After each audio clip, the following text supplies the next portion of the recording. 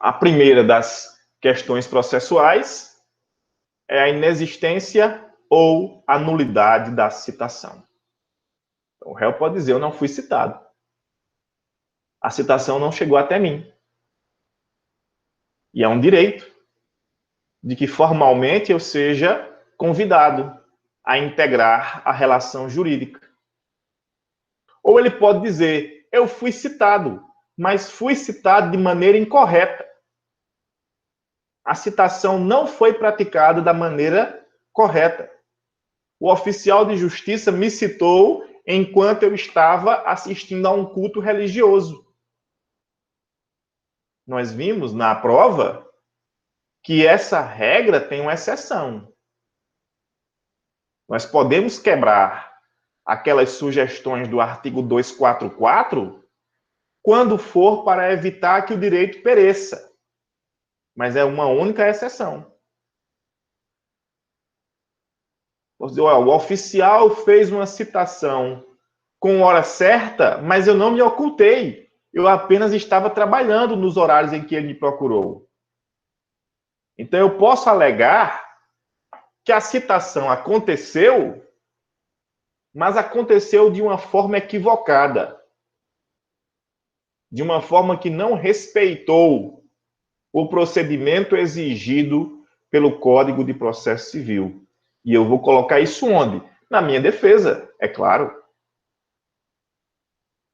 Eu levanto uma preliminar, dizendo ou que a citação não existiu, ou que a citação foi feita de forma incorreta, desrespeitosa àquilo que preceitua o Código de Processo Civil.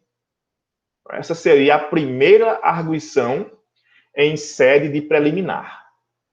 Abre-se um tópico na defesa dizendo inexistência ou nulidade da citação, e aí você vai discriminar de que maneira você entende que essa preliminar deveria ser observada, porque o magistrado deveria observá-la. Primeira, prefacial, inexistência ou nulidade da citação. O inciso 2 fala sobre a incompetência absoluta e também sobre a incompetência relativa. No nosso último encontro, nós conversávamos que, no velho código, a incompetência relativa, ela era discutida no âmbito da exceção.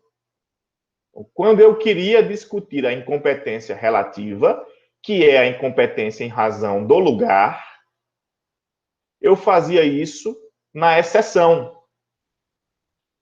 E a incompetência absoluta, essa sim, já era discutida na contestação. O que é que o legislador faz com o código atual? Se eu quiser discutir incompetência, tanto a absoluta quanto a relativa, eu faço dentro da contestação. Abre-se uma preliminar na defesa, alegando o porquê de aquele juízo ser incompetente. A incompetência pode ser em razão da matéria, em razão da pessoa ou da função, que são hipóteses de incompetência absoluta, e a incompetência pode ser em razão do lugar, que é hipótese de incompetência relativa. Tanto a incompetência absoluta quanto a incompetência relativa podem ser arguidas preliminarmente. E olha, excelência, eu estou me defendendo aqui, mas eu entendo que este juízo não tem competência para julgar esta ação. Imagine que alguém promoveu uma ação no Foro de São José do Egito, mas a discussão seria em torno de uma propriedade de bem imóvel, e o artigo 47 do CPC diz que, em se tratando de direitos reais sobre imóveis, o foro competente é o foro da situação da coisa. Portanto, como a coisa estaria encravada na cidade de Afogados da Engazeira, essa ação não pode tramitar em São José do Egito. Então, isso é incompetência relativa, porque é em razão do lugar. Se alguém promover uma ação contra a União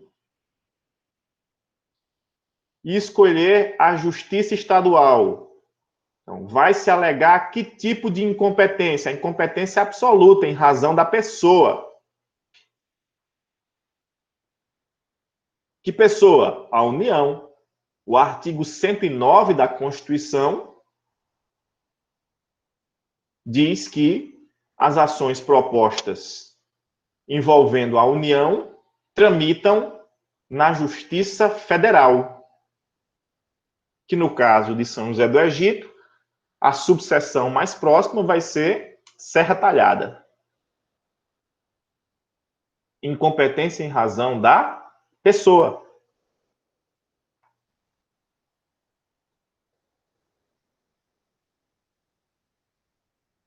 Outro ponto. Imagine que alguém promoveu uma ação trabalhista na Justiça Estadual. Essa ação não pode tramitar, por quê? Porque a Constituição vai dizer, basicamente no artigo 114, que compete à Justiça do Trabalho, julgar as ações decorrentes do contrato de trabalho. Ações trabalhistas, em razão da matéria, não podem tramitar na Justiça Estadual. Então, é uma hipótese de incompetência absoluta. Se eu compreendo, portanto, que o juízo que está presidindo o processo é um juízo incompetente, eu estabeleço uma preliminar dizendo que há incompetência, que pode ser absoluta ou que pode ser relativa. Observem que eu grifei aqui, eu sublinhei a incompetência relativa no slide. Ela está aí pintada de amarelo. Ela está redigida em vermelho e pintada em amarelo. Mais adiante, eu explico por quê. Então, nós já temos o inciso 1, inexistência ou nulidade da citação. Inciso 2, incompetência absoluta ou relativa. Inciso 3, incorreção do valor da causa. Quando nós estudamos petição inicial, nós fizemos questão de dizer que o artigo 319, em seu inciso 5, estabelece que a petição inicial tem como um dos seus requisitos formais o valor da causa.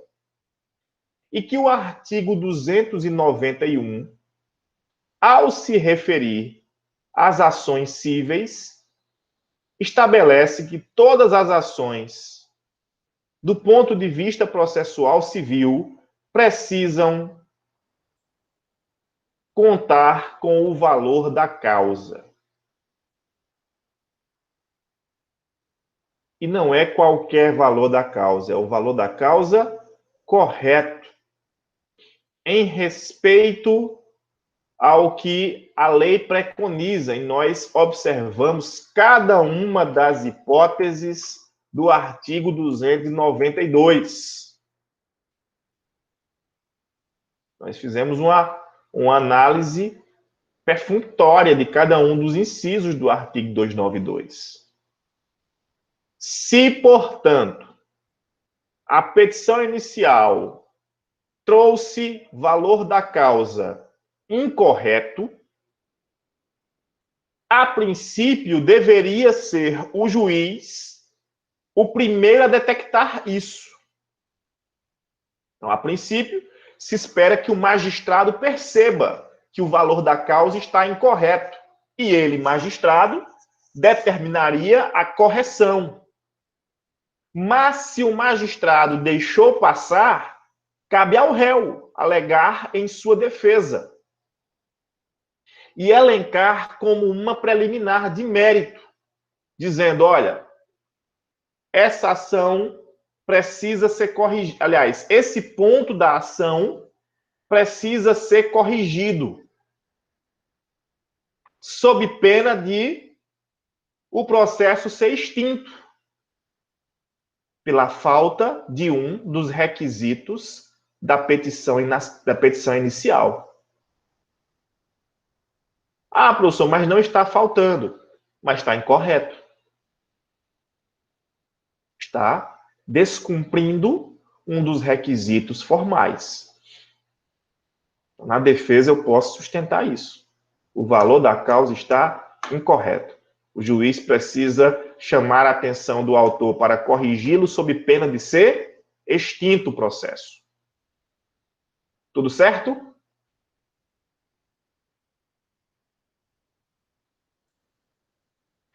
Inciso 4. Inépcia da petição inicial. Quando nós estudamos o indeferimento da petição inicial, que está previsto lá no artigo 330, nós fizemos uma passagem pelo seu parágrafo 1º, que elenca em 4 incisos quais seriam as situações que ocasionariam a inépcia da petição inicial. E a petição inicial, ela será considerada inepta quando lhe faltar pedido ou causa de pedir, quando o pedido for feito de forma indeterminada, quando da narrativa dos fatos não se chegar a uma conclusão lógica e quando os pedidos forem incompatíveis entre si. Essas 4 situações ensejam a ocorrência de inépcia. Se ao examinar a petição inicial, o contestante perceber que nós temos a inicial contaminada com uma dessas 4 sugestões do artigo 330, parágrafo 1º, ele vai abrir uma preliminar. Inépcia da petição inicial. E vai argumentar para com o magistrado, dizendo, olha, essa petição, ela precisa ser retificada. Por quê? Porque ela é inepta. E por que ela seria inepta? Aí o defendente, o contestante, vai alegar uma das 4 situações que encontram guarida no parágrafo 1º do artigo 330. A ausência de pedido ou de causa de pedir, pedido indeterminado, conclusão ilógica, pedidos incompatíveis entre si. Qualquer uma dessas 4 situações é passível da arguição da inépcia. Pois não, Adriano? Ou o juiz faz de ofício, né, professor? O quê? No caso da inépcia, pode ser tanto a contraparte quanto o juiz de ofício, né? Na inépcia, não. Do valor da causa, sim. Mas a inépcia, não. Quem tem que corrigir é o autor. O valor da causa, o juiz pode corrigir de ofício. Mas a inépcia, ele precisa intimar o autor para retificar a petição inicial. Ok, então.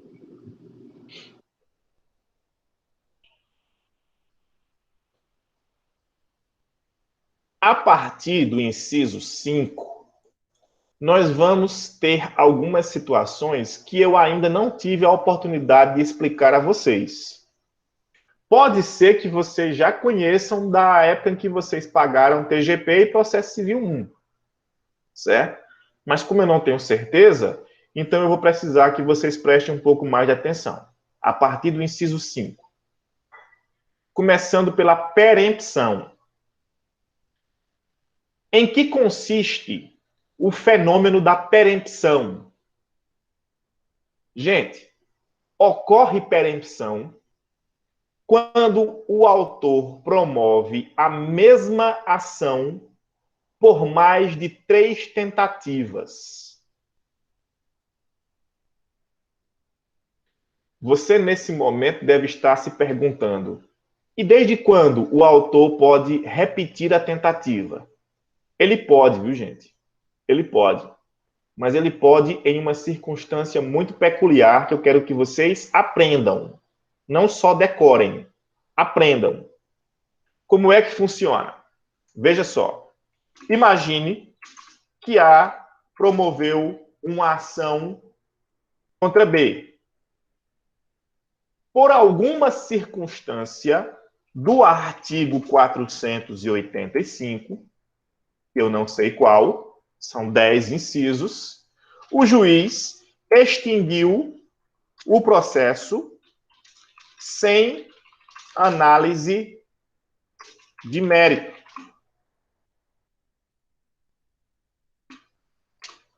O artigo 485 elenca as situações em que o magistrado pode extinguir o processo sem resolver o mérito.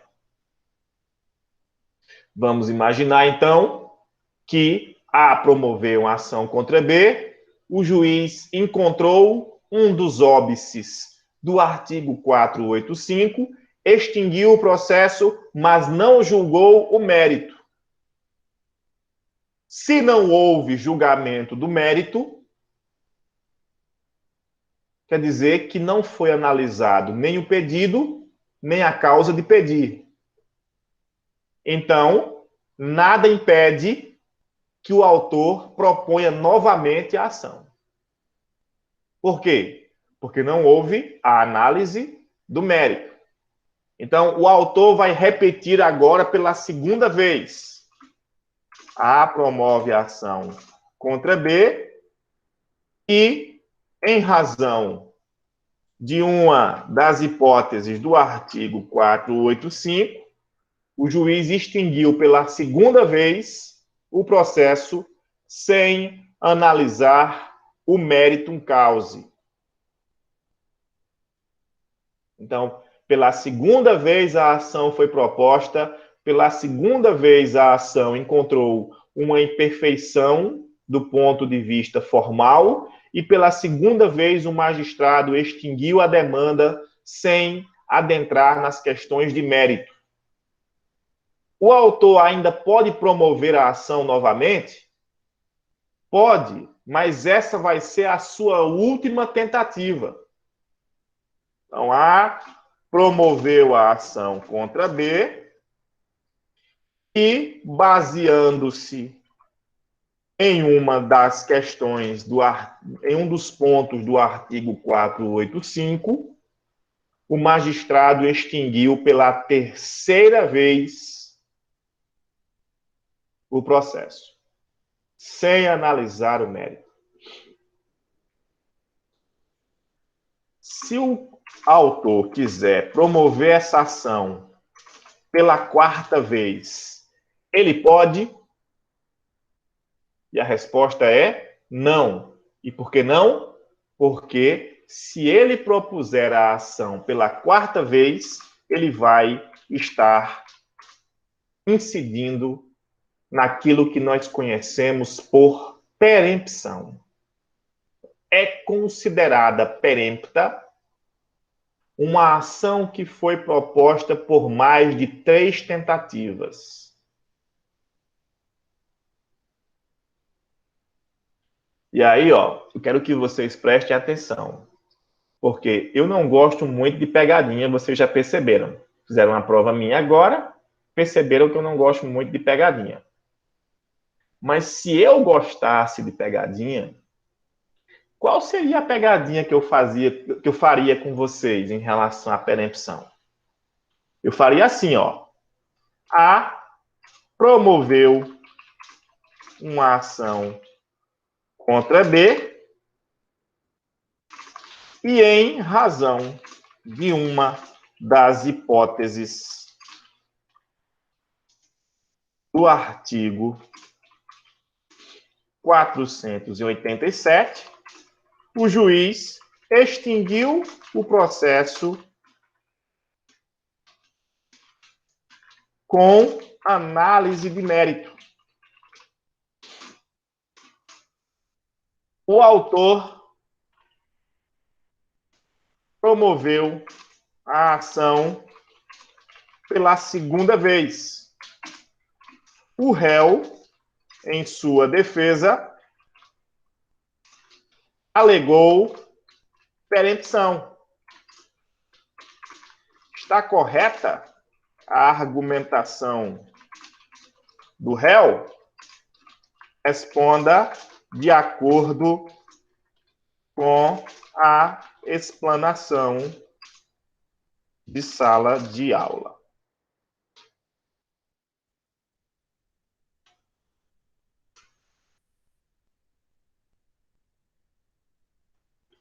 Se eu fosse fazer uma pegadinha com vocês, a questão seria mais ou menos assim, viu, Hélio? Ó, A promoveu uma ação contra B e, em razão de uma das hipóteses do artigo 487, o juiz extinguiu o processo com análise de mérito.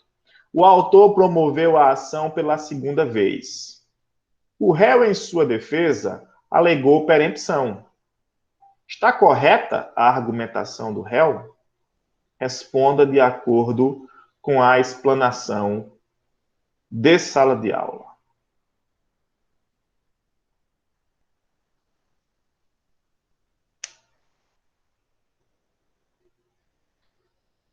Eu fico tentado a imaginar, sabe o quê?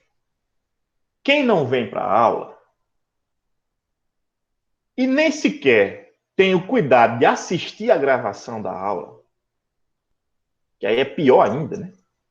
Você tem a aula gravada lá na plataforma. Você nem esteve na aula, nem sequer assistiu a gravação da aula.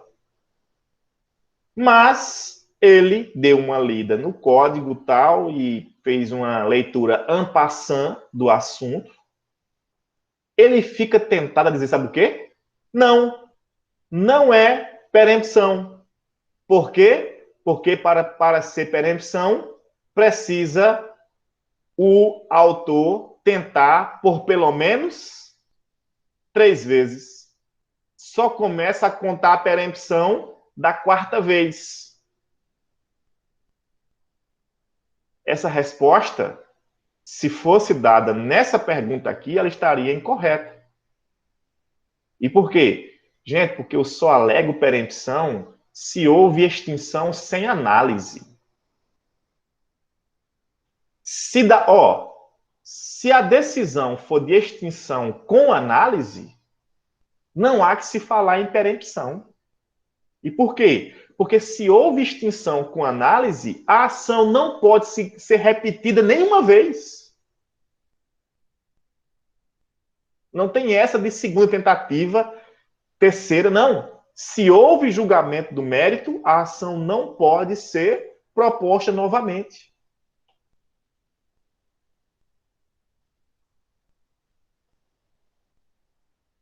Só vai ocorrer perempção se o autor promoveu a ação uma vez e ela foi extinta. Ele promove pela segunda vez, ela é extinta pela segunda vez. Ele promove a ação pela terceira vez e ela é extinta pela terceira vez. Da 4ª tentativa em diante, aí sim, já que nós estamos falando em situações pretéritas, em que ocorreu a extinção sem resolução de mérito, que ocorreram extinções sem análise de mérito, aí sim nós poderíamos alegar a perempção. Professor, e qual seria a resposta dessa pergunta aí? Quem me disser agora, eu dou um livro novinho. 0 e pouco.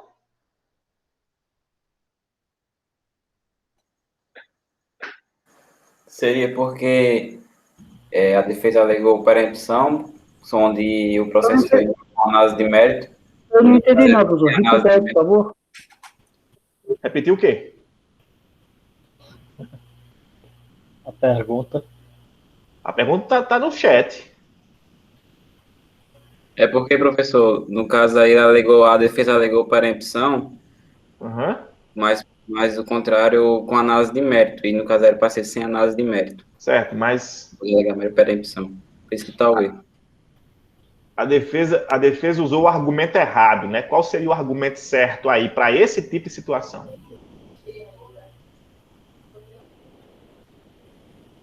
Para essa situação específica. A promover uma ação contra B. E em razão de uma das hipóteses do artigo 487, o juiz extinguiu o processo com análise de mérito. Ponto. O autor promoveu a ação pela segunda vez. Ponto. O réu, em sua defesa, alegou perempção. Está correta a argumentação do réu? Não, não está correta. Por quê? Porque, nesse caso, nós temos... uma análise do mérito. Mas tem um nomezinho que eu queria dar o livro a alguém e ninguém quer receber. Contestação? Porque, nesse caso, gente, como houve, julgamento do mérito, qualquer ação que for proposta pela segunda vez vai ofender a coisa julgada.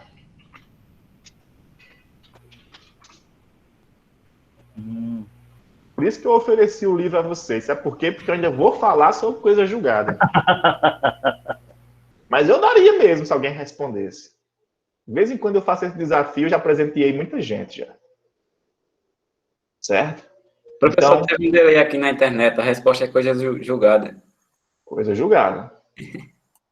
Coisa julgada. Delay tem Hélio, né? Hélio tem delay. O delay de Hélio é estrondoso. Então, gente, perempção. Repetir uma ação... Sofrido. Você é Estou sofrido. Você é sofrido, velho. Olha, esse povo sofrido assim é danado para vencer na vida, viu?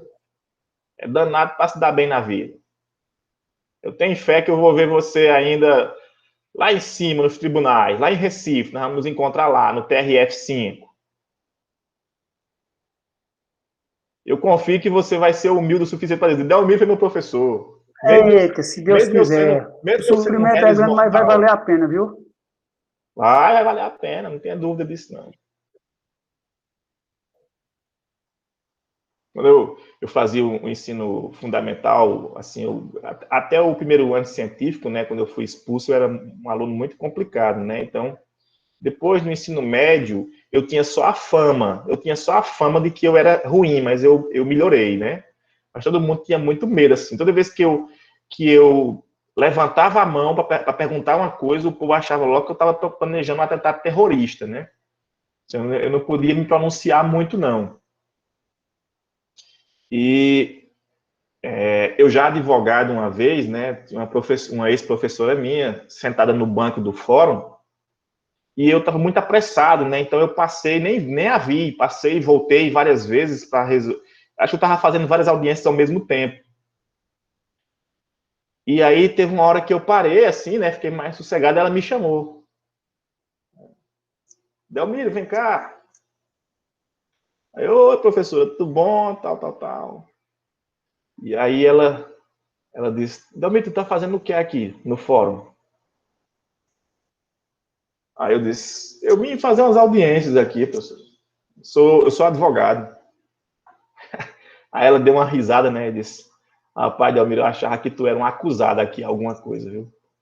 O tanto de trabalho que tu me desse, eu não imaginei outra coisa boa pra tu, não. Só imaginei que tu tava respondendo a um processo aqui. Não, eu me ajeitei, eu me organizei. Então, Hélio, eu tenho fé que a gente vai se encontrar e você vai ter a humildade de dizer: Delmiro foi meu professor. Mesmo sem eu valer muita coisa, você vai ter essa humildade de dizer isso.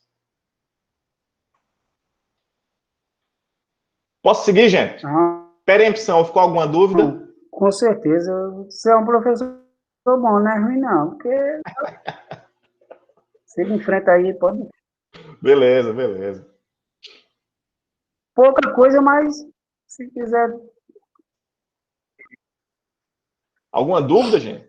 Ficou alguma dúvida, não, né? Sobre perempção? Litispendência.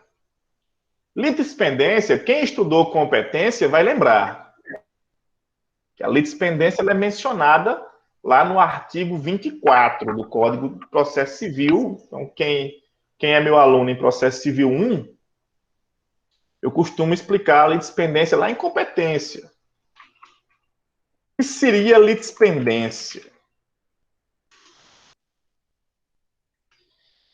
Sabe o que é legal? É que o próprio CPC, ele faz questão de nos explicar o que é litispendência. Deixa eu abrir aqui e eu vou colar para vocês.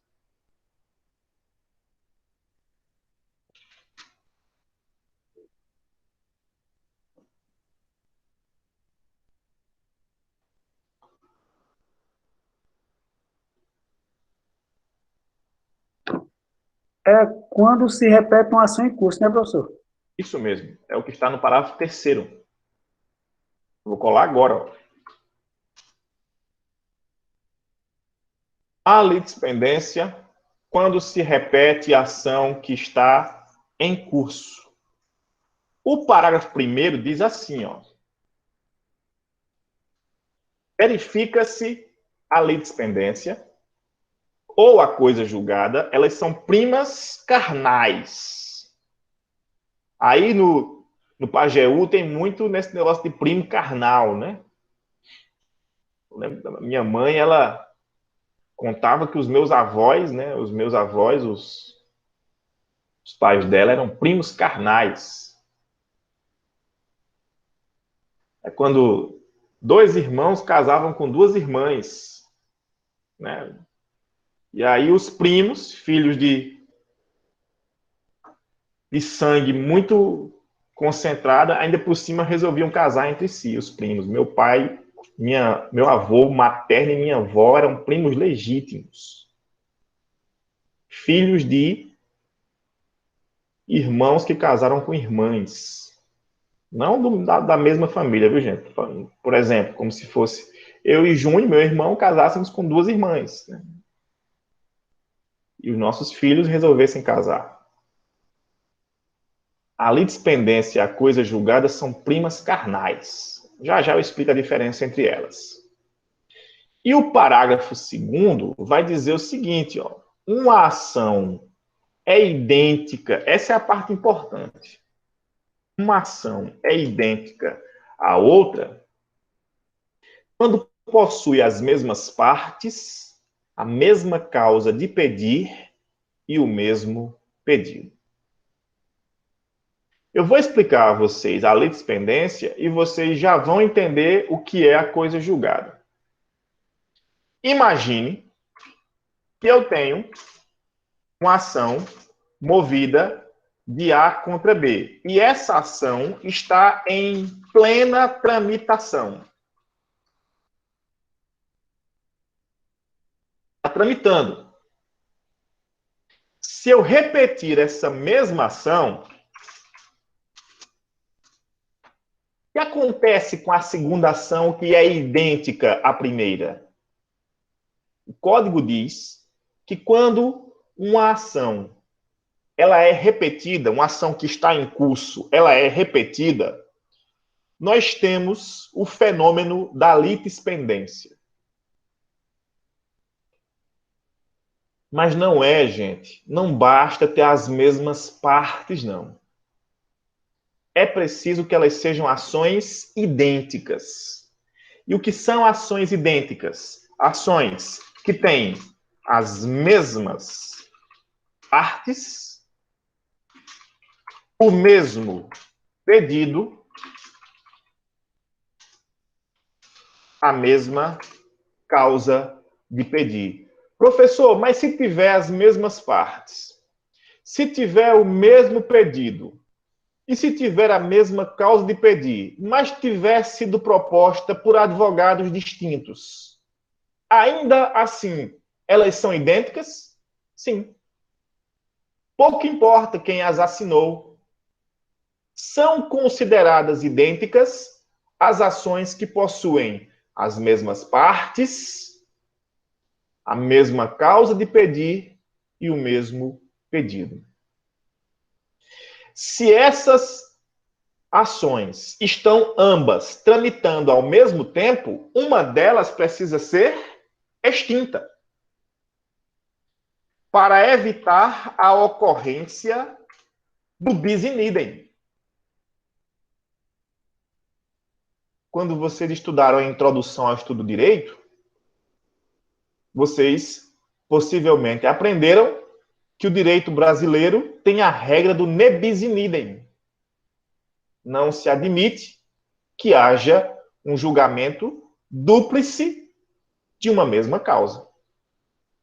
Porque senão, o cidadão, o indivíduo, seria julgado duas vezes pela mesma coisa. Concorda? Se eu tenho duas ações idênticas tramitando ao mesmo tempo, simultaneamente, uma delas precisa ser extinta por força daquilo que nós chamamos de litispendência. Pelo amor de Deus, não confundam litispendência com litisconsórcio. Litisconsórcio é quando nós temos vários autores ou vários réus no processo. Litispendência é quando nós temos duas ou mais ações ativas em plena tramitação, contendo as mesmas partes, a mesma causa de pedir, o mesmo pedido. Tudo certo? E qual seria a diferença entre litispendência e coisa julgada? A diferença, gente, é simples.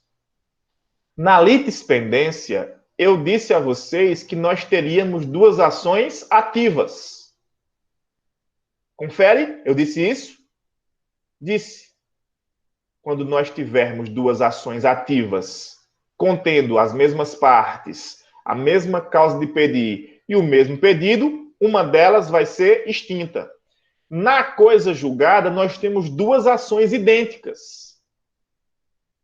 As duas ações também contêm as mesmas partes, também contêm a mesma causa de pedir e também contém o mesmo pedido. Mas uma delas já foi sentenciada e já transitou em julgado. Vamos entender. A promoveu uma ação contra B, o magistrado proferiu sentença com base no artigo 487, que são as hipóteses de extinção com análise, e essa sentença transitou em julgado. Eu sei que vocês sabem, mas eu preciso só lembrar que transita em julgado a sentença quando a parte não oferece recurso dentro do prazo. Então, se o juiz proferiu sentença e não houve a interposição recursal, ocorre o que nós chamamos de trânsito em julgado. Aquela sentença passa a ser irrecorrível. Agora, vamos imaginar que A promove a mesma ação de novo. Pode? Não. E por que não? Porque nós já tivemos a análise de mérito. Mesmo que troque de advogado, né? Não importa. O que interessa, João, é que nós tenhamos mesmas partes, mesmo pedido, mesma causa de pedido. Professor, e se o pedido for outro? Aí deixa de ser idêntica. Se a causa de pedir for outra, deixa de ser idêntica. Para ser idêntica, a ação precisa obrigatoriamente ter as mesmas partes, a mesma causa de pedir e o mesmo pedido.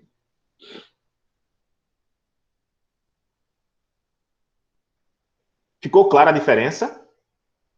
Na lei de dispendência, eu tenho duas ações que estão ativas, tramitando.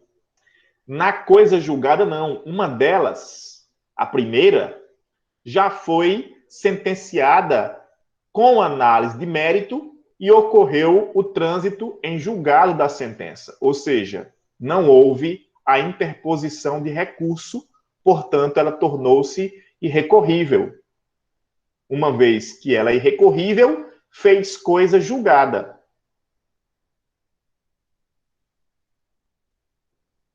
Se você abrir a sua Constituição aí, no artigo 5º, inciso 36, você vai observar que o legislador diz o seguinte, ó, a lei protegerá o direito adquirido, o ato jurídico perfeito e a coisa julgada.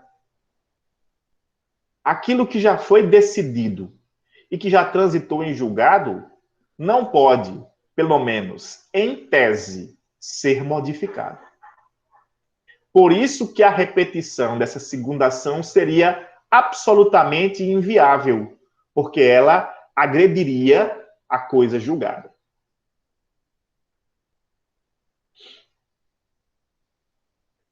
Agora vamos lá. Se eu fosse fazer uma pegadinha com vocês.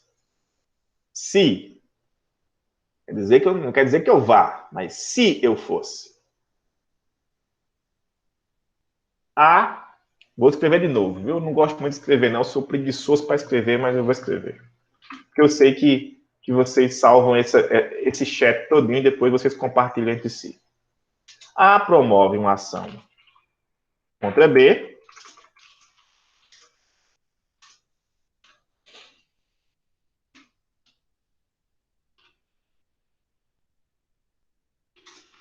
Que resulta em sentença de mérito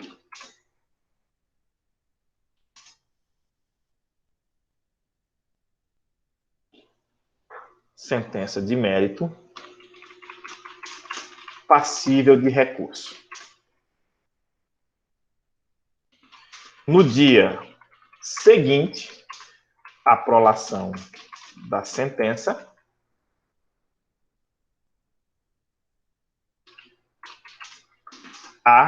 repete a ação, promovendo-a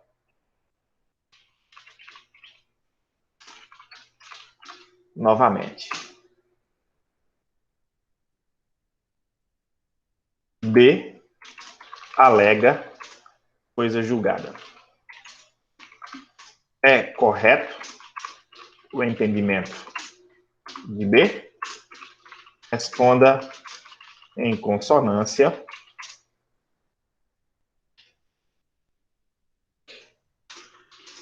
com as lições de sala de aula.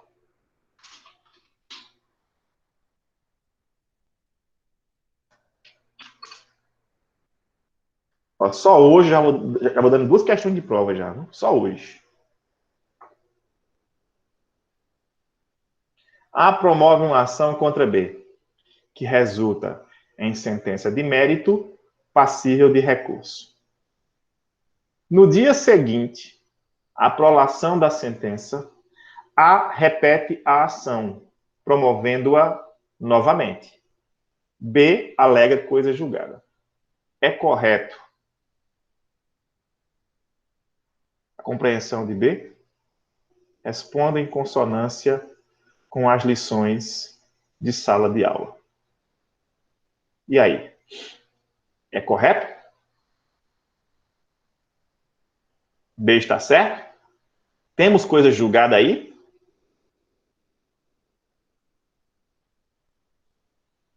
O juiz sentenciou. Eu acho que ainda não, porque não transitou em julgado ainda. Exatamente, Adriano. Ó, na própria questão, eu fiz questão de dizer, ó, que ainda é passível de recurso. Se ainda cabe recurso, é porque ainda não ocorreu o trânsito em julgado. E nesse caso, Adriano, nós teríamos o quê? Se não é coisa Aí, julgada. deixa eu só... Se não é coisa julgada, é porque as duas ações ainda estão ativas. Então, nós teríamos litispendência. Só vai ocorrer coisa julgada, gente, quando houver o trânsito em julgado. Se a repetição da ação deixar as duas ações em plena atividade, nós temos litispendência. Ô, professor, Pois não. agora, se a pessoa tem o mesmo pedido, a mesma causa de pedir, tudo que foi colocado aí, mas vamos supor que a pessoa tenha como mudar o réu. Aí pode, né? Se as partes forem diferentes, aí nós não temos nem litispendência, nem coisa julgada. Nós só vamos ter litispendência e coisa julgada, Adriano, se as mesmas partes existirem, se o pedido for o mesmo, se a causa de pedir for a mesma. Eu perguntei ao senhor, porque já aconteceu comigo numa situação que foi negado de cara, e aí foi com a Polícia Militar. A gente tirou a Polícia Militar de réu e botou o Estado de Pernambuco. Uhum. Porque a Polícia Militar é um ente despersonalizado.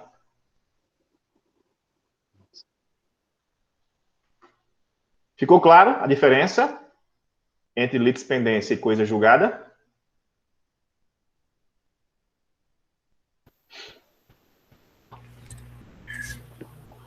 Já foi.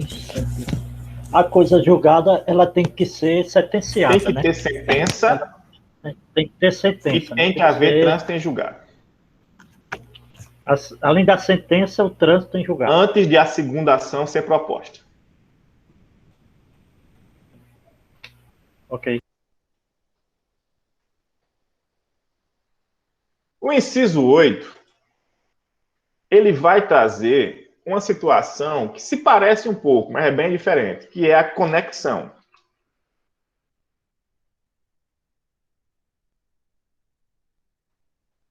Ocorre conexão. O artigo 55 do Código é o que nos explica o que é conexão.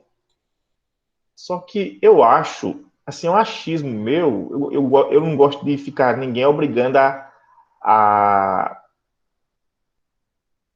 aceitar os meus achismos.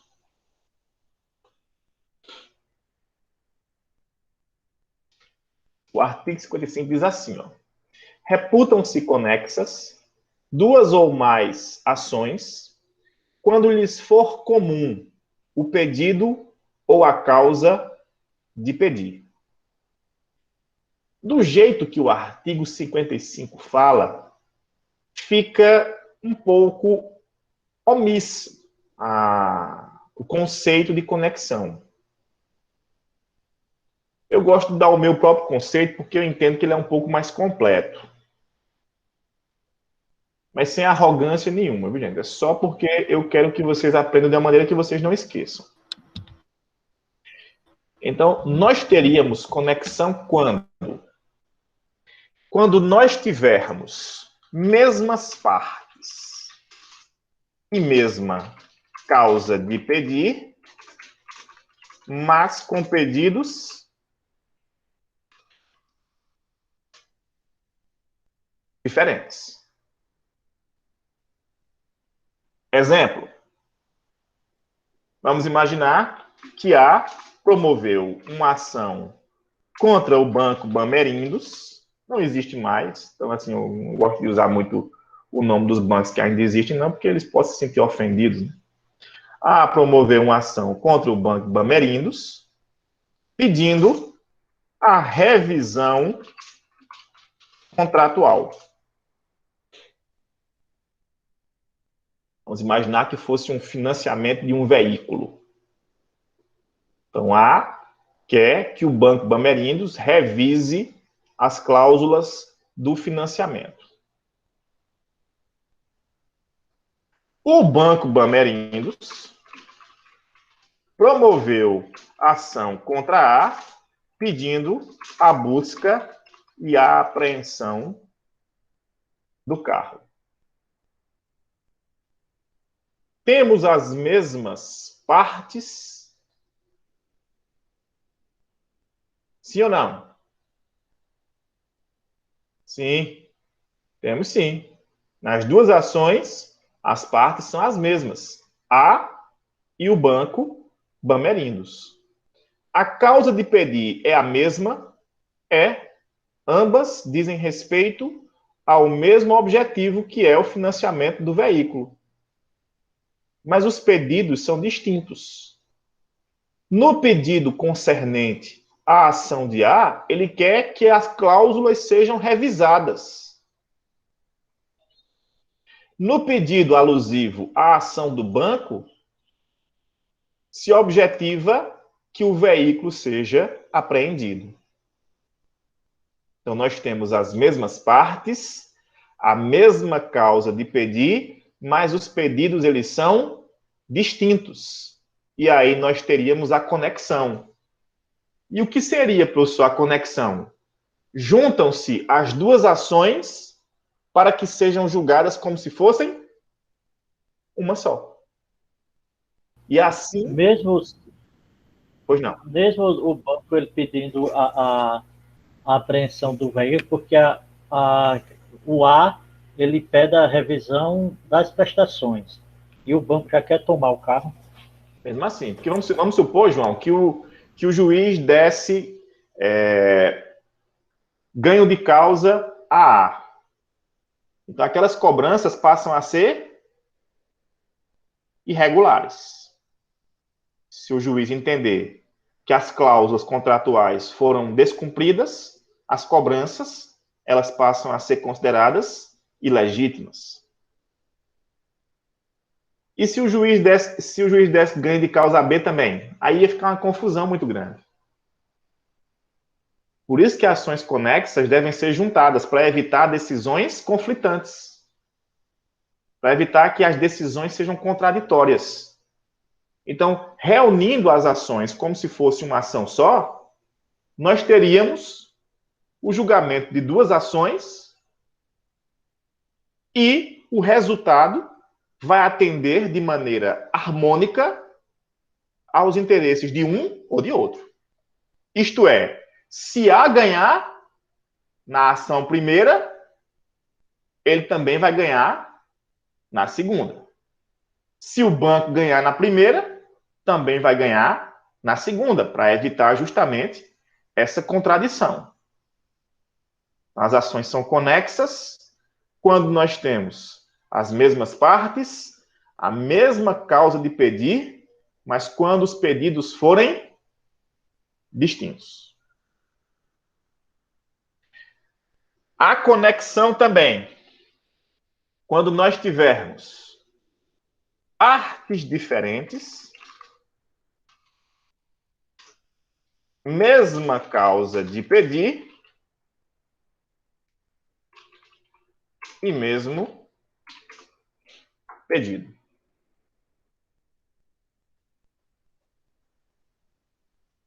Veja, aqui eu vou ter partes distintas, mas a causa de pedir vai ser a mesma e o pedido vai ser o mesmo em relação às outras ações. Vamos imaginar que o prefeito de São José do Egito exonerou, rescindiu o contrato de 40 pessoas. É só um exemplo. O prefeito rescindiu o contrato de 40 pessoas. São José tem duas varas. Vamos aqui, hipoteticamente, contextualizar que 25 ações caíram na primeira vara e 15 ações caíram na segunda vara. Por que é que seria interessante nós reunirmos essas ações como se fossem uma só? Porque corre o risco de o juiz da primeira vara ter um entendimento e o da segunda ter outro. E aí 25 pessoas seriam indenizadas e 15 não. Então, nesse caso, as partes são diferentes. Por quê? Porque nós temos 40 autores distintos promovendo ações contra o mesmo réu, que é São José do Egito, município, mas a causa de pedir é a mesma. Qual? A rescisão contratual. E o pedido é o mesmo. Uma indenização compensatória em decorrente dessa rescisão unilateral. Então, nós temos os mesmos pedidos nas 40 ações, temos a mesma causa de pedir nas 40 ações, mas as partes vão ser distintas. Então, nós também temos conexão. Essas 40 ações devem ser reunidas para que sejam julgadas como se fossem uma. Ô, professor, Pois não. mas no caso aí do exemplo que o senhor deu, a gente tratando de São José do Egito, ficaria fácil para se ter esse conhecimento, mas se fosse numa capital, que é aquele sorteio automático, que as várias são bem distintas. Mesma coisa, Adriano. A regra é a mesma. Se eu tiver 30 varas, distribuiu-se 40 ações, e essas 40 ações foram espalhadas dentre essas 30 varas, o ideal é que elas sejam reunidas numa só vara. Ok. Para que sejam julgadas como se fossem uma só. A ideia da conexão é reunir as ações e deixar que elas sejam julgadas com a mesma compreensão, para evitar divergência em seus julgamentos. Ô, professor. Em suas compreensões. Pois não. Pode perguntar. Se fosse assim, cai 5 numa vara, 10 noutra, 5 noutra, 4 noutra, até completar as 40, era do mesmo jeito. Mesmo jeito. O ideal é ficar todas em uma só Entendeu? mão.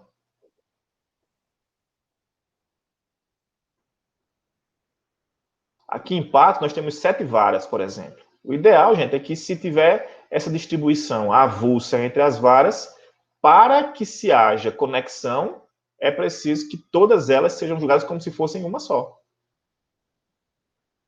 Então, na defesa, o município de São José vai dizer o quê? Eu quero que as ações sejam conectadas, que elas fiquem todas reunidas num único processo, para que sejam julgadas como se fossem uma só, evitando assim decisões conflitantes.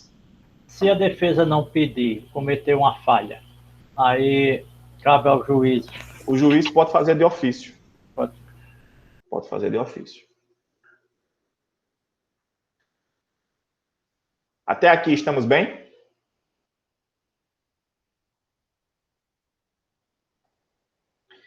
Inciso 9. O inciso 9 contempla essas... Pois não. Na prática, se não acontecer isso, o processo é nulo? Não. Mas você consegue argumentar de maneira muito mais razoável na fase recursal. Porque um dos pontos muito fomentados, Daniel, na vigência do novo código, é a uniformização da compreensão, daquilo que é jurisprudência. Então, o artigo 926 e o artigo 927, eles incitam a que nós tenhamos julgamentos uniformes. Não se estimula esse tipo de separação de processo justamente para que não haja esse tipo de conflito, esse tipo de divergência nos entendimentos. Então, deixa eu explicar uma coisa a vocês. Vamos imaginar que Silvia respondeu a prova do mesmo jeito que Fabíola. Do mesmo jeito, com as mesmas respostas. Aí, para a Silvia, eu dei 10. E a Fabíola eu dei 9.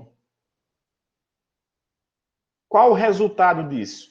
É que Fabíola ela vai poder recorrer ao órgão superior com mais propriedade, dizendo, olha, como é que pode? Se nós temos o mesmo conteúdo, como é que as decisões, o julgamento do professor pode ser diferente para ambas as situações? Mesma coisa acontece na questão da conexão. Quando o juiz não reconhece a conexão, ele oportuniza um argumento mais acurado para fins recursais. Ok, Daniel? Ok.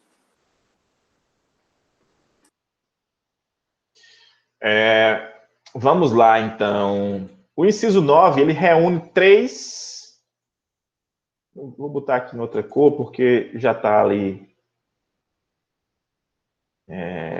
em vermelho. Eu sempre tenho que ler, sempre a cor, gente, porque eu não enxergo algumas cores. Aí eu fico lendo as cores para poder... Por isso que eu demoro um pouquinho na hora de sublinhar. Então, o inciso 9 reúne essas 3 situações. Ilegitimidade da parte... 2, aliás. Desculpa, 3 não. Ilegitimidade da parte... Pô, gente, eu estou viajando, desculpa aí. Eu foi sublinhar o negócio errado. Agora sim. Incapacidade da parte, defeito de representação, falta de autorização. O inciso 9 reúne 3 situações que podem ser questionadas no âmbito das preliminares. Primeiro, incapacidade. Quando você estuda as condições da ação, lá no artigo 17 do Código de Processo Civil, eu falei incapacidade, mas eu quis puxar mesmo para o artigo 17, porque é comum nós confundirmos. Quando nós estudamos as condições da ação, é natural nós querermos confundir se a parte é ilegítima e se a parte é incapaz. O Código diz que para propor ou para contestar uma ação, é preciso que alguém tenha legitimidade e interesse, que são as hipóteses do inciso 11, eu falo já já. Mas exige-se também, não como condição da ação, certo? Mas como pressuposto de existência do processo, que as partes sejam capazes. O que é uma parte capaz? É a parte que pelo menos atingiu 18 anos. Ou que foi emancipada.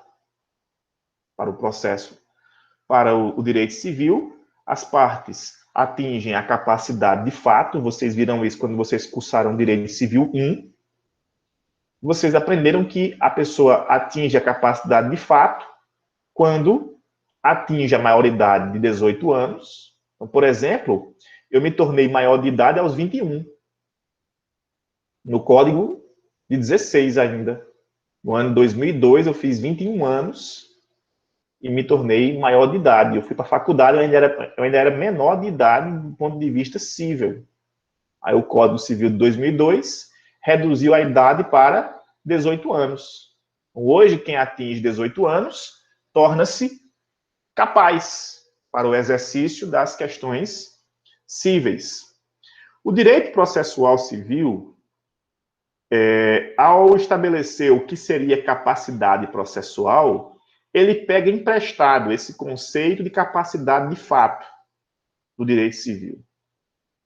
Então, é considerado capaz processualmente para estar em juízo aquele que atingiu 18 anos ou que foi emancipado. Tudo bem?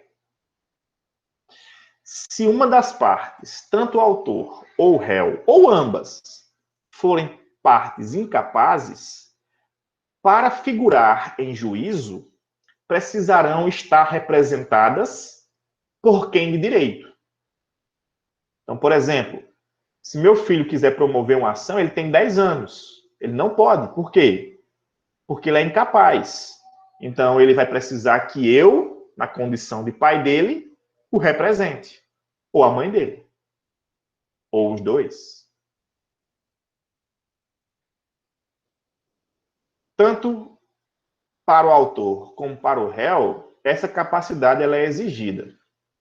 Então, se o indivíduo está no processo, se ele é incapaz e não está sendo por ninguém representado, o réu, preliminarmente, pode alegar a incapacidade dele mesmo ou do autor. No caso de menor, tanto faz ser o pai ou como a mãe representando, não Tanto precisa faz. ser os dois, Não precisa ser os dois. Só um já resolve.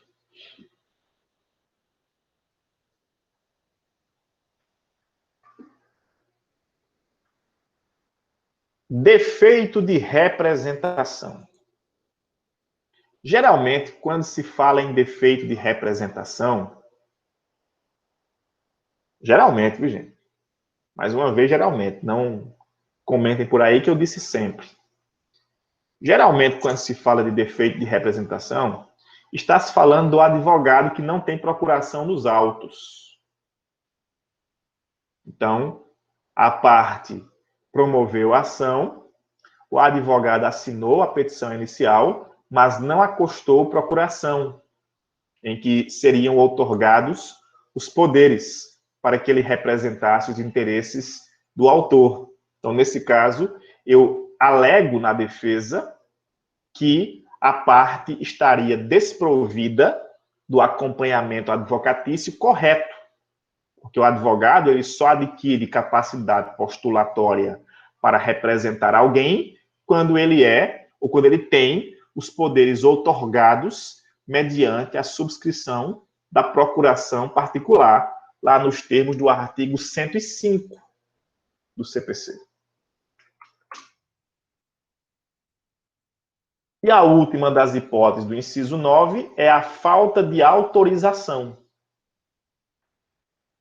Então, para poder representar alguém em juízo, como representante legal, eu preciso estar autorizado. Então, por exemplo, o sindicato só pode promover uma ação em meu nome se eu o autorizar, mediante assembleia.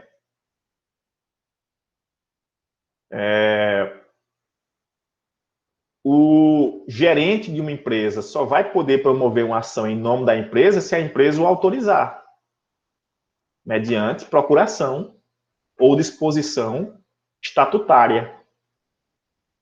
A falta dessa autorização pode ser questionada em sede de defesa. Então, imaginemos, pois, que uma empresa qualquer promoveu a ação contra mim. E eu percebi que quem está representando a empresa é o gerente, mas ele não tem autorização estatutária para representar a empresa em juízo.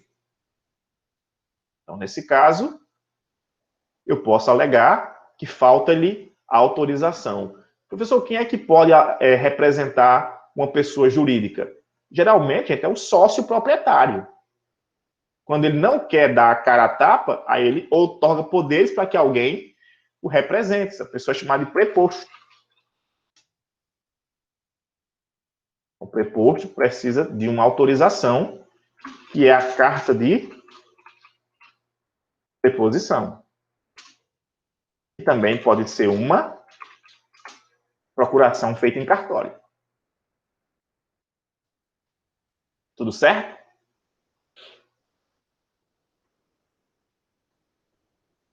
O inciso 10 fala da segunda hipótese que está aí sublinhada. Está aí contornada de amarelo, que é a convenção de arbitragem. A convenção de arbitragem é uma disposição de caráter extrajurisdicional regida por uma lei própria, que é a Lei 9.307, do ano de 1996. A lei de arbitragem, ela regula a possibilidade de as partes abdicarem de resolver seus problemas junto ao Poder Judiciário. Duas pessoas que estão, por exemplo, assinando um contrato, elas já estão dizendo que, se em decorrência daquele contrato for necessário discutir alguma coisa, elas não querem, elas preferem não ir ao Poder Judiciário. Preferem que o problema seja resolvido por um árbitro. E quem escolhe o árbitro? Ambas as partes, em comum acordo. O árbitro é uma pessoa idônea, que conhece do assunto. Não adianta você chamar um árbitro que não conhece daquilo que vai ser discutido, daquilo que será debatido. Então, o árbitro é alguém idôneo, munido de boa fé, que conhece do objeto e que, ao final, irá proferir uma sentença chamada de sentença arbitral. Neste caso, esse árbitro ele não precisa ser um juiz. Ele Não. ser conhecedor... Aliás, ele não pode ser um juiz. Quando as partes escolhem um árbitro, elas estão abrindo mão do Poder Judiciário. Se as partes escolheram a arbitragem, é porque elas não vão ao Poder Judiciário. Se as partes escolhem o Poder Judiciário, é porque elas não vão ao árbitro. Isso está no artigo 337,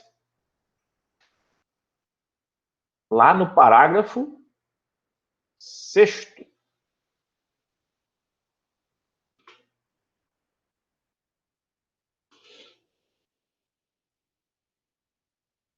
Ou a parte escolhe a jurisdição estatal, ou as partes escolhem o juízo arbitral.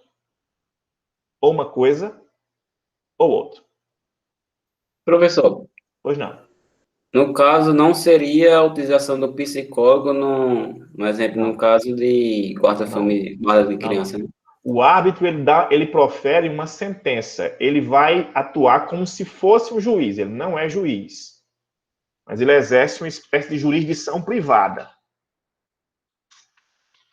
Esse é o artigo 337, hein? Parágrafo 6º. Então, Fagner, as partes elegeram um árbitro, esse árbitro vai examinar os argumentos de ambas as partes e, ao final, ele vai dar uma decisão que é chamada de sentença arbitral. Essa sentença, ela tem os mesmos impactos de uma sentença judicial. Quem rege a arbitragem não é o CPC. É a Lei 9.307, de 1996. Saindo dessa arbitragem, ainda é necessário um veredito do juiz ou não? Não. A arbitragem não carece de homologação. A sentença arbitral tem a mesma efetividade de uma sentença judicial. Funciona semelhantemente, com as mesmas similaridades. O professor teria um exemplo aí, um exemplo prático, onde houve convenção de arbitragem? Olha, acontece muito a arbitragem no campo empresarial. Então, quando essas empresas resolvem praticar uma fusão, elas geralmente preferem que um árbitro resolva do que um juiz. Então, deixa eu dar um exemplo. Quando a Ambev ela reuniu as principais marcas de cerveja do país, isso lá nos anos 90, um conselho, né, de proteção da relação de consumo, pensando na questão do monopólio, trouxe à baila a questão de que seria prejudicial para a boa concorrência reunir, na época, era Antártica, Brahma e Skol, né? as cervejas talvez mais bebidas da época. E aí nomeou-se um árbitro para decidir se havia ou não monopólio. E o árbitro decidiu de que não havia monopólio. Bastava que a Ambev vendesse a Bavária. Foi um árbitro muito gentil, né? Porque, gente, eu não bebo faz muito tempo, mas Bavária nem fedia, nem cheirava assim, no impacto comercial. Então, nesse caso, Socorro, a arbitragem pode ser reclamada em vários flancos do direito, mas comumente na prática ela é muito mais usada para questões de cunho societário, empresarial, questão de bolsa de valores. Parece muito a atuação do árbitro, que funciona como se fosse um juiz, mas não é juiz, ele é uma pessoa idônea, geralmente é um advogado, um escritório de advocacia que é contratado para fazer, às vezes, de juízo arbitral. Tudo bem? Mais uma vez, vocês devem estar se perguntando por que é que a convenção de arbitragem está aí sublinhada de amarelo. Já já eu explico.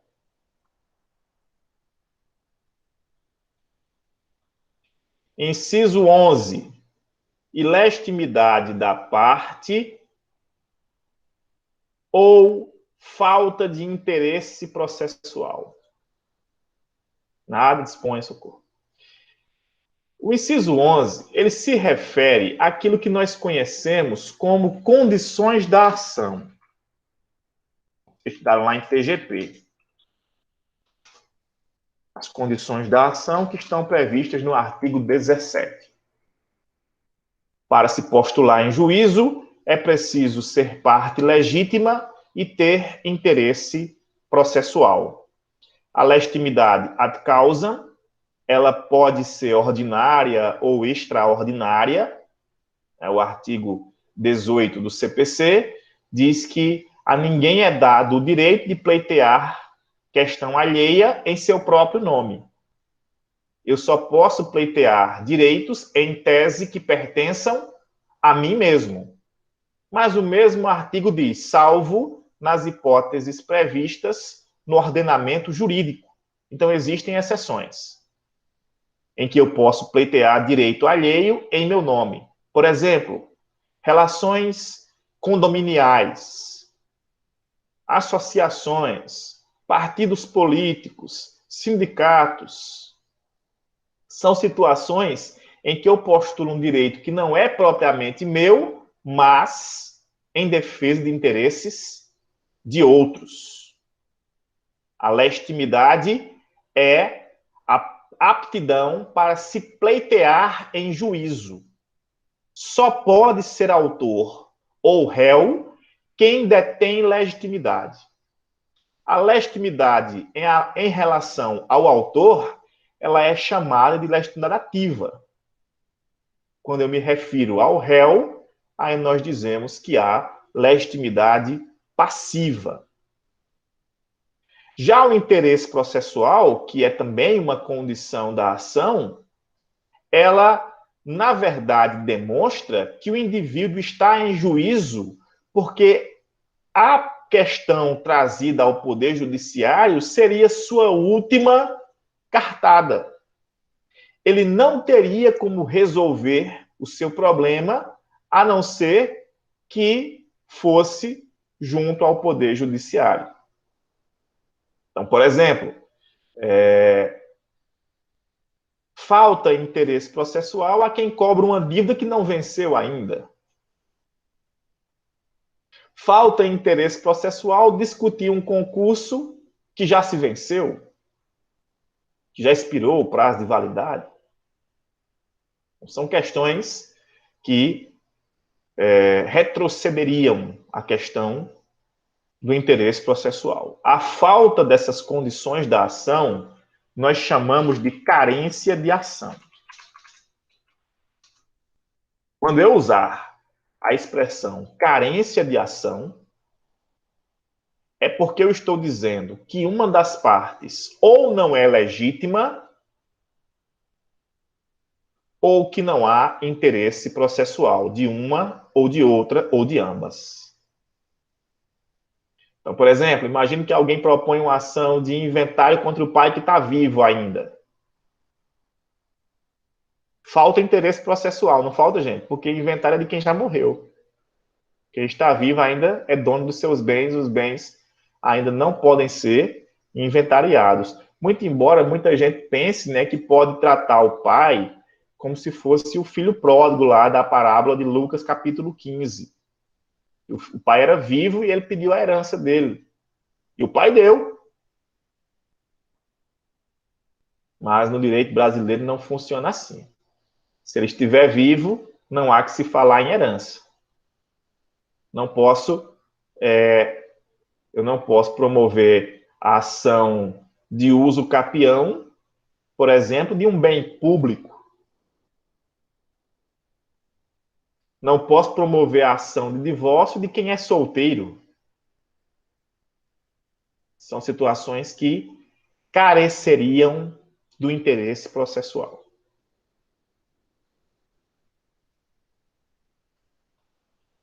Inciso 12. Falta de caução ou outra prestação que a lei julgar necessária. Primeira coisa que eu sempre digo aos meus alunos, essa caução aí é com U. Se colocar caução com L na prova, é porque você está se referindo à bermuda. Caução com L é um short. Caução com U, que é o que interessa para o direito, é uma garantia. É uma garantia que eu estou dando em juízo. Então, por exemplo, vamos imaginar que eu sou dono, só um exemplo, viu, Kátia? Vamos imaginar que eu sou dono do apartamento onde Kátia mora. Kátia entende que ela é dona desse apartamento. Eu entendo que eu sou dono do apartamento também. Nós estamos discutindo em juízo. Eu quero que Kátia desocupe o apartamento imediatamente. Aí o juiz, se tiver bom senso, ele diz, olha, eu concedo a liminar, eu tiro Kátia de lá. Mas se você depositar uma caução, 100 mil reais. Porque se você, Delmiro, estiver com a razão, o dinheiro volta para você. Mas se você estiver sem razão, esse dinheiro vai ajudar a compensar os transtornos que Kátia sofreu por ter saído do imóvel de maneira indevida. Então, a caução ela é uma garantia que eu dou ao processo de que o meu direito é bom. Algumas ações exigem o pagamento de caução. Por exemplo, a ação de despejo. A lei que regula os contratos imobiliários, né, a chamada lei do inquilinato, ela dispõe que para se promover uma ação de despejo é preciso depositar em juízo o valor referente a 3 meses de aluguéis.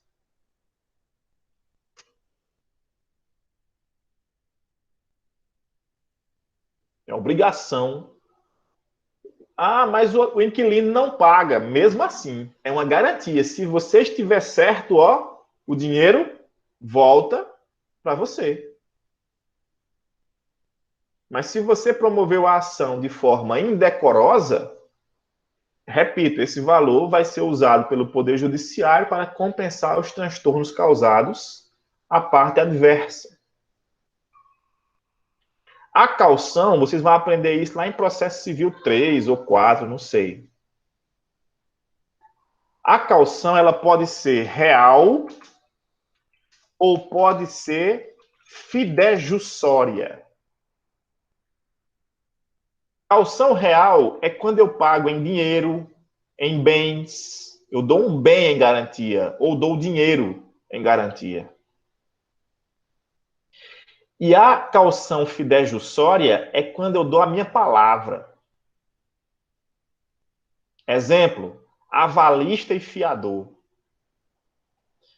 Tenho pavor dessas duas palavras. Se quer se tornar inimigo, me peça para ser avalista ou fiador de alguém. Para não arranjar mais inimizade, eu arranjei uma desculpa boa. Certo? Eu digo que o Estatuto da OAB proíbe. Não, rapaz, o Estatuto da OAB proíbe de eu ser avalista, de eu ser fiador, então não me chame não, que eu não posso não, a advocacia não permite. Eu tenho pavor disso.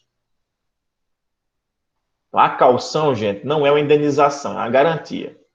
Se eu estiver com a razão, o dinheiro volta para mim. Se não, fica lá para compensar os transtornos da parte adversa. Um exemplo de caução, que a gente não, às vezes nem nota que é uma caução, mas é a fiança. Quando alguém é preso e paga fiança, não sei se você sabe disso, mas se ele for absolvido, o dinheiro volta. Corrigido, viu? Tem casos que não.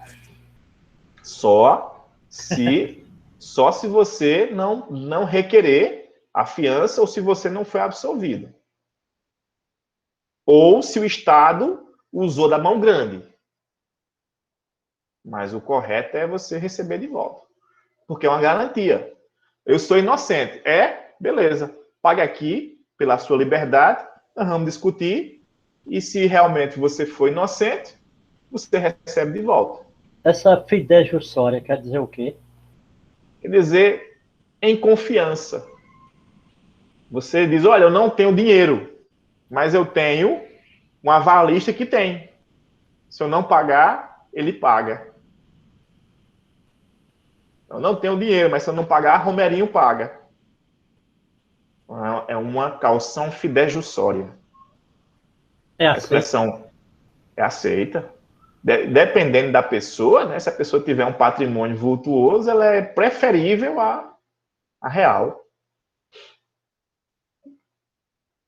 A expressão fidus, né? Fidus. Confiança, né? É daí onde vem a expressão fidelidade. É daí onde vem a expressão fiduciária, né? Pessoas que mantêm uma relação de confiança.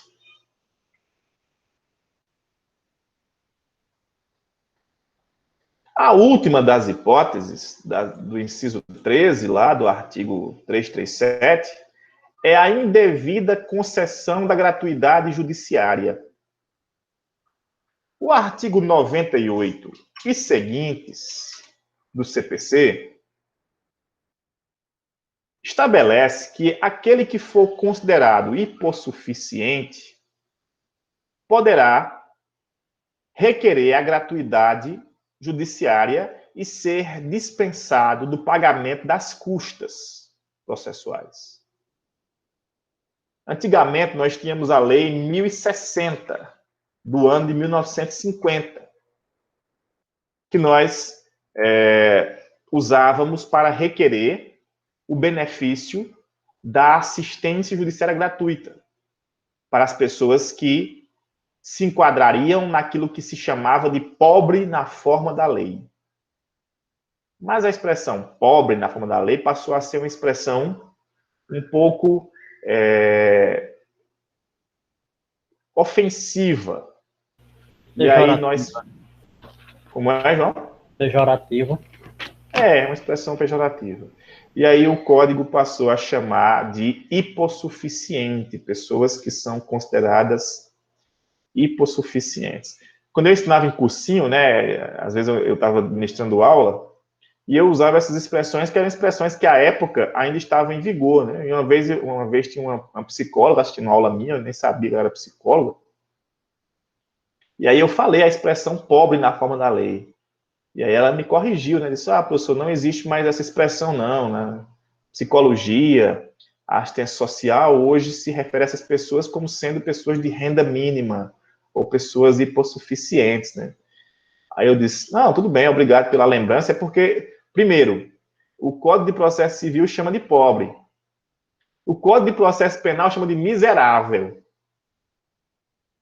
E no final são lascados do mesmo jeito. As pessoas que, por miserabilidade, não tiverem condições de arcar com as despesas. O Código de Processo Penal pega pesado, né? Porque a expressão miserável, essa sim é uma expressão bem tortuosa. Mas o Quer fato é dizer, que lascado mesmo, né? é a pessoa que, de extrema pobreza. Nos últimos anos, as pessoas da classe média baixa começaram a achar que eram ricas, né? E a pobreza voltou com força. Gente, eu saí de casa muito jovem, né? Eu casei aos 26 anos, a primeira vez. E eu não me lembrava, assim, gente, de tanta gente pedindo esmola. Na minha infância eu via muito isso, mas hoje é demais, assim. É absurdo mesmo. Voltou com força a pobreza. Que as pessoas começam a achar que são ricas. E aí desorganizam suas finanças, né? Enfim, falta de políticas públicas também. Os governos municipal, estadual e federal precisam empreender esforços para minimizar os impactos da pobreza e difícil, né? Porque você vai fazer as compras no supermercado e essa semana a carne está 40, na próxima dá 50, então eu já baixo para o frango. Aí o frango sobe, eu baixo para o ovo, né? De repente tá eu lá. Você não faz a mesma feira com o mesmo Não dinheiro. faz. A gente via muito isso no tempo dos meus pais, né? Mas assim, a minha geração, a gente já não estava vendo isso tanto, mas aí voltou novamente. É um ciclo mesmo. A história ela é cíclica, infelizmente. Enfim, vamos lá. Quando a pessoa pede gratuidade da justiça, mas tem condições de pagar as custas, disse que ela usou de maneira indevida esse benefício. E o réu pode alegar isso na contestação. Eu fui contestar uma ação uma vez de um rapaz que tinha um posto de gasolina, né, e pediu a gratuidade da justiça, e o juiz deu. E eu aleguei na defesa, disse, esse cidadão tem um posto de gasolina. Assim, até onde a gente sabe, só tem posto de gasolina quem tem dinheiro, porque não é barato ter um posto de gasolina. Não é. Eu acho que não é barato, viu, gente? Eu acho que é um investimento milionário. Eu sei que caro mesmo tá a gasolina. Pois bem, tá? Imagina o dono do posto. E aí, o juiz revogou, disse, olha, essa informação eu não tinha, revoga o benefício. Então, se você, na defesa, percebeu que o autor está gozando de maneira indevida desse benefício, você levanta a preliminar de indevida concessão da gratuidade e pede que esse benefício seja cassado. Os juízes agora estão fazendo, sabe o quê? Eles estão olhando o Facebook da pessoa, o Instagram da pessoa, para saber se a pessoa realmente é pobre na forma da lei, se é hipossuficiente mesmo. As pessoas vivem numa era de ostentação, né? E isso tem pesado contra, né? Porque o juiz diz, eu vi uma decisão recente aqui do estado do Rio Grande do Norte, que a pessoa pediu a gratuidade da justiça e o juiz negou, porque disse que essa pessoa no Instagram vivia nos shows de Wesley Safadão, não sei quem, e, portanto, teria condições de pagar as despesas do processo. É uma análise que o juiz faz, gente. Eu não estou aqui dizendo se é certo ou se é errado, mas espera-se de hipossuficiência o seguinte conceito: eu não posso tirar esse dinheiro para pagar as custas, porque senão vai faltar em algo essencial. É isso que se entende por hipossuficiência. Se eu retirar R$ 500 para pagar as custas do processo, vai fazer falta no aluguel, no botijão de gás, na feira, no leite do menino. Por isso que o Estado dispensa o pagamento dessas custas, porque a pessoa sentiria falta se o Estado exigisse. Mas quando a pessoa nutre e mantém uma vida pomposa, isso dá a ideia, pelo menos a ideia, ao juízo, de que aquela pessoa não sentiria falta se o Estado cobrasse dela R$ 200, R$ 300 de custas. Uma forma fácil de provar insuficiência aí seria As redes sociais. cidadão, a ação social, o Bolsa Família, vamos supor. Acaba que depende disso aí, né? É um exemplo. Pessoas que são isentas do imposto de renda, pessoas que têm carteira assinada com um salário mínimo, por exemplo. Essas pessoas são mais suscetíveis de serem beneficiadas com as disposições do artigo 98.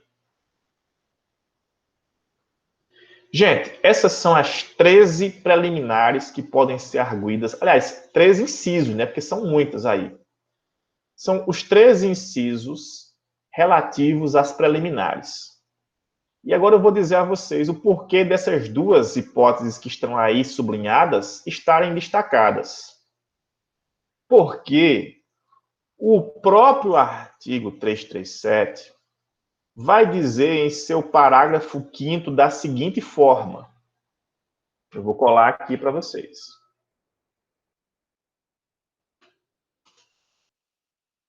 Excetuadas a convenção de arbitragem e a incompetência relativa, o juiz conhecerá de ofício das matérias enumeradas neste artigo. Todas essas hipóteses previstas nos 13 incisos do artigo 337, o magistrado pode conhecer de ofício, ou seja, o réu não precisaria nem lembrar a ele. O réu não precisaria sustentar nenhuma dessas 13 hipóteses, porque o magistrado, ele mesmo, sem que ninguém pedisse, ele poderia reconhecê-las de ofício. A expressão de ofício é sem que ninguém peça. Mas o próprio parágrafo 5º nos revela que duas dessas hipóteses, estão fora desse reconhecimento ex officio, que são a incompetência relativa e a convenção de arbitragem. A incompetência relativa, gente, não pode ser reconhecida de ofício. Está lá no artigo 64, no parágrafo, deixa eu ver aqui qual é o parágrafo.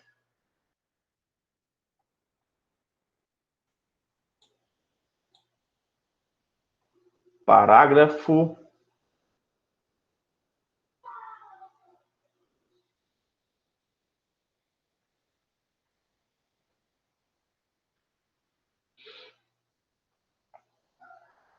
aliás, no artigo 65.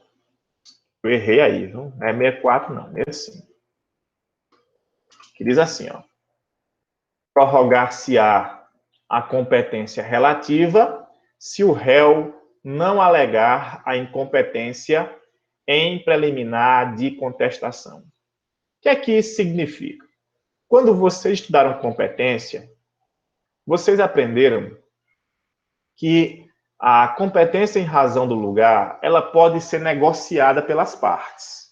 As partes podem manipular a competência em razão do lugar. Elas não podem manipular nem a competência em razão da pessoa, nem da matéria. Mas do lugar elas podem. Se o autor propuser uma ação no lugar incorreto e o réu não disser nada, aquele lugar que seria, em tese, incompetente, pelo silêncio da parte contrária, passa a ser competente. Então, naquele exemplo que eu citei no começo da aula, imagine que alguém promoveu a ação em São José do Egito, mas o correto seria Afogados da Ingazeira. O correto seria Afogados, mas o autor promoveu a ação em São José do Egito. O réu, ao se defender, não falou nada sobre a competência territorial. O juiz não pode reconhecer de ofício. E agora, mesmo sendo um juízo territorialmente incompetente, pelo silêncio da parte contrária, São José agora passa a ser juízo competente. Nós chamamos isso de prorrogação a competência.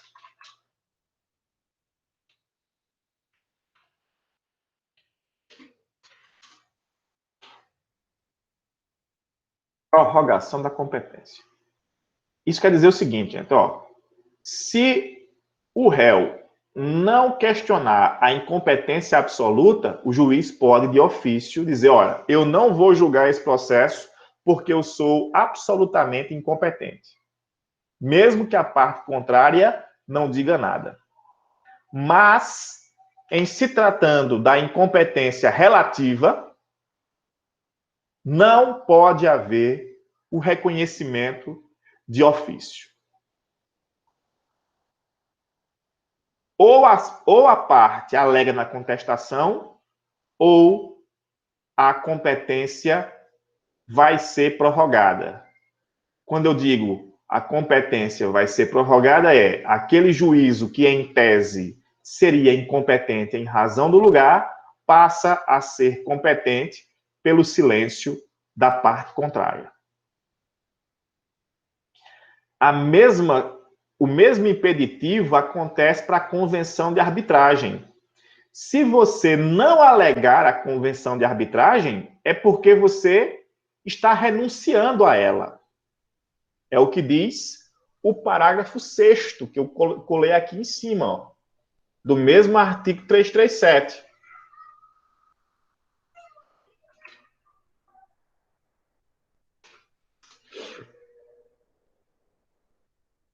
A ausência de alegação da existência de convenção de arbitragem na forma prevista neste capítulo implica aceitação da jurisdição estatal e renúncia ao juiz arbitral. Então, se ninguém questiona a existência de uma convenção de arbitragem, é porque elas já abandonaram a convenção e estão aceitando a jurisdição estatal. O juiz não reconhece de ofício. O juiz só vai examinar a existência de uma cláusula arbitral se o réu levantar essa tese em sede de contestação.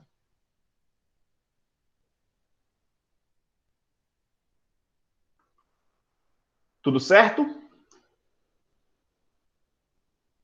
Reprisando para que fique bem massificado na cabeça de vocês. Todas as hipóteses do artigo 337 podem ser reconhecidas de ofício, exceto a incompetência relativa e a convenção de arbitragem. Essas duas precisam ser sustentadas pelo réu. Se não forem, o juiz não se mete. Ficou claro? Vejam só que nós gastamos a aula inteira num único slide. Num único slide nós gastamos a aula inteira, a noite inteira. E aí, na próxima aula, nós vamos conhecer a segunda parte da contestação, que é a parte de mérito, e que é regida por uma regra básica, que é a regra do ônus da impugnação específica. Tá bom? Mas eu vou parar por aqui então, hoje. professor, esse artigo 337 diz respeito à contestação, é?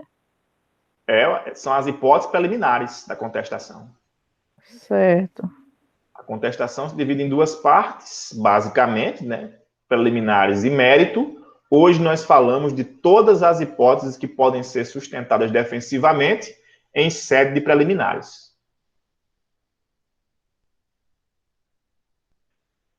Eu paro por aqui com vocês hoje, certo? A gente não teve intervalo, hoje a gente foi direto. Volto a vê-los na próxima sexta-feira para nós encerrarmos essa parte de contestação e reconvenção.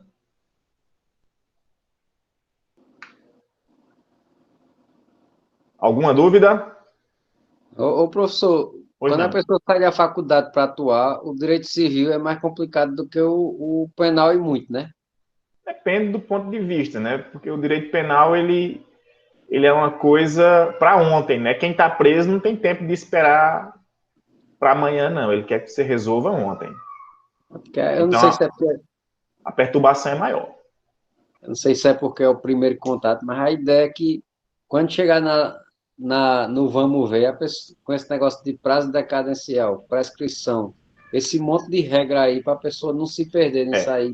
Isso assim, E é deixar o muito mais planejamento. difícil. É muito mais difícil aprender processo civil do que processo penal. Muito mais difícil.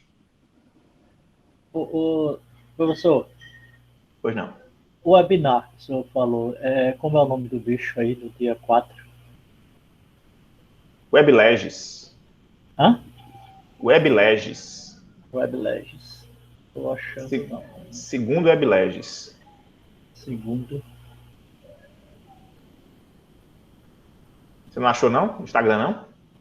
Não, no Instagram eu achei. você. Eu não tô achando na inscrição. No site? Sim. Só um minutinho. Deixa eu parar aqui a gravação, então. Aí eu... Webinar.